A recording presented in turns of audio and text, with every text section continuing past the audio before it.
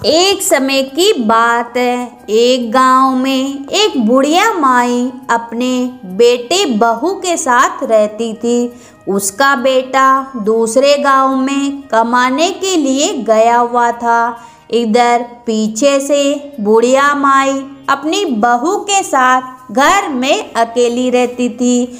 बहू से खाना भी नहीं देती थी। सारा बना हुआ खाना अकेले ही खा लेती थी और थोड़ा सा खाना जमीन पर गिरा देती थी। जब सास भोजन के लिए पूछती तो वह चूहों का झूठा नाम लगा देती। कहती, खाना तो रखा था माँ जी, शायद चूहों ने खा लिया। बुढ़िया माई श्री गणेश जी महाराज की परम भक्त थी। सुबह शाम गणेश जी महाराज की पूजा अर्चना किया करती थी। एक दिन एक डाकिया चिट्ठी लेकर आता है। उस चिट्ठी में लिखा होता है कि उसका बेटा वापस आ रहा है। यह सुनकर बुढ़िया माई बहुत खुश हो जाती है। उधर उसकी पत्नी ने सोचा कि पति के आने से पहले ही वह घर का सारा काम कर लेगी। यह सोचकर वह रात को जल्दी सो गई। दूसरी तरफ भगवान श्री गणेश जी महाराज ने यह सब अपने दिव्य दृष्टि से देख रहे थे। उन्होंने सोचा कि हर रोज यह खाना अकेले खा जाती है और सारा इंजाम मेरे मासूम चूहों पर लगा देती है और इस बेचारी बुढ़िया माई को भूखे रखती है। आज तो इसे सबक सिखाना ही होगा। बहू हर दिन साड़ी को खूंटी पर टांग कर सोती थी। उसने उस दिन भी वैसे ही किया। उसके सोते ही भगवान श्री गणेश जी महाराज ने अपने चूहों को आदेश दिया कि जाओ और जाकर इसकी साड़ी को बिल में छुपा दो। चूहों ने उसकी साड़ी बिल में छुपा दी। जब बहू सुबह जल्दी उठी और साड़ी ढूंढने लगी, लेकिन साड़ी खूंटी पर नहीं थी। उसने इधर उधर देखा परंतु साड़ी उसे नहीं मिली। वह बैठकर रोने लगी। उधर उसका पति आ गया था। सास ने उसको आवाज लगाई, बहू देख मेरा बेटा आ गया है। तब बहू ने कुछ नहीं बोला।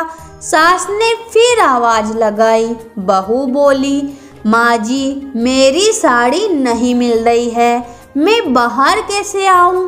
तब उसका पति कमरे के अंदर चला आता है और वो उसे बिना साड़ी के देखकर उसे मारने लगता है।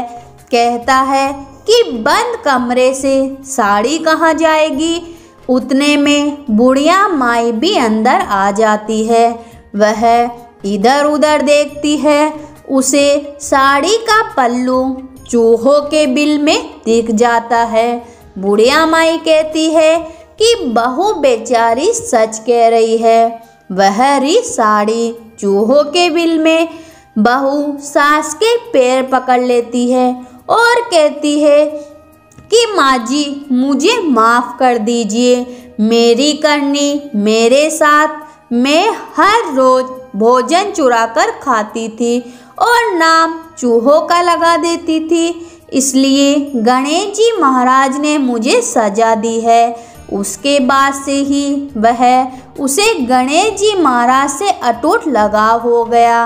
वह हर सुबह अपनी सास के साथ पूर्ण श्रद्धा भाव से भगवान श्री गणेश जी महाराज की पूजा अर्चना करने लगी और उन्हें लड्डू, मोदक, फल, मिठाई अनेक प्रकार के भोग लगाने लग गई।